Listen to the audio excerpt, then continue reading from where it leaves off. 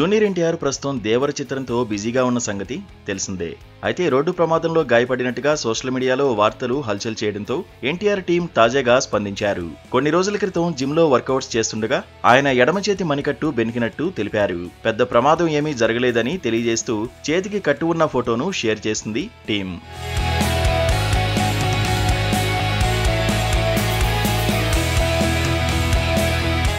అయితే గత కొన్ని రోజులుగా ఎన్టీఆర్ దేవర చిత్ర షూటింగ్ తో బిజీగా ఉన్నారు.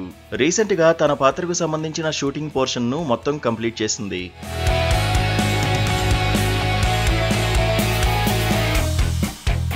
దేవరలో ఎన్టీఆర్ చివరి వర్కింగ్ డే ఫోటోను చిత్ర యూనిట్ తాజాగా షేర్ చేసుకున్నారు.